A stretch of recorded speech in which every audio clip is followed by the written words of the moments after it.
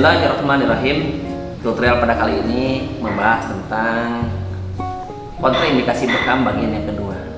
Apa itu? Yaitu hati-hati bagi para pembekam untuk tidak membekam pasien yang menderita tumor ataupun kanker.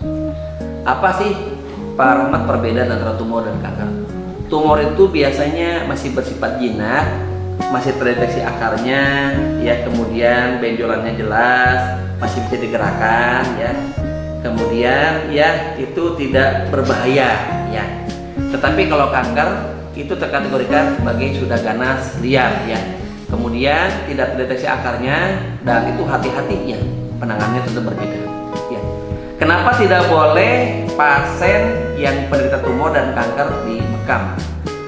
Pernah suatu kejadian, ya, beberapa tahun yang lampau ketika ada seorang ibu yang menderita, ternyata qadarullah menderita kanker ganas pada lidahnya, ya.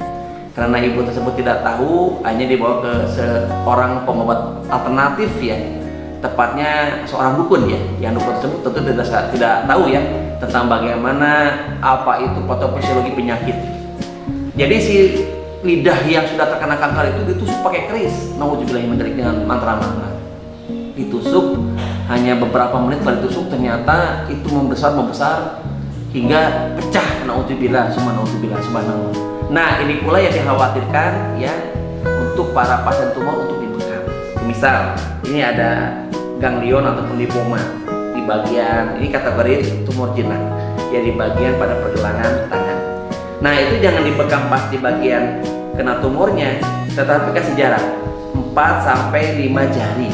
4-5 jari. Kenapa bisa seperti itu, ya? Karena apabila dibekam pas pada bagian yang sakitnya, pada bagian tumornya, maka seperti membangunkan, ya, hewan ganas yang sedang tidur. Jadi hewan ganas yang sedang tidur dan lapar, dibangunkan, tentu dia akan menyerang dengan hebat. Seperti itu pula patofisiologinya penderita tumor dan kanker. Jadi kalaupun nanti dibekam, tentu juga dilihat bagaimana kondisi pasien yang akan dibekam si penderita tumor tersebut ataupun kanker. Misalnya ternyata dia relatif strong, ya, kemudian tidak dalam keadaan demam, tidak dalam keadaan lemah, ya, masih bisa beraktivitas. Kemudian dan bagusnya semua penderita tumor harus dikombinasikan dengan ruqyah syariah. Kenapa seperti itu? Per hari ini di Rumah Sehat Herbal Holistik, SOP kami dalam menangani kasus-kasus pasien tumor, ya, dan kanker selalu kami lakukan terapi ruqyah syariah, ya. Dan rata-rata reaksi qadarullah 90%, ya, pasien-pasien tumor dan kanker ketika di ruqyah itu reaksi. Dan seperti ada yang bergerak, ya, pada bagian yang sakitnya, pada bagian tumornya atau pada bagian kankernya. Apakah itu tumor payudara, gitu kan, kista, mioma, gitu, kanker getah bening, ya, kelenjar getah bening, ya, dan sebagainya, ya. Itu rata-rata reaksi. Nah, setelah diruqyah baru kita berikan herbal anti tumor, ya. Ada pada daun sirsak, ada pada kelada tikus, temu putih, kemudian buah Makassar, ya, insya Allah, ya, habas sauda, dan tentu saja madu.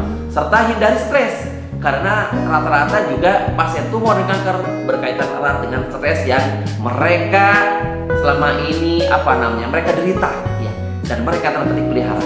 Jadi bukan berarti tidak boleh stres, di-manage stres tersebut dan lebih banyak istighfar serta melakukan ruqyah mandiri. Demikian, semoga bermanfaat.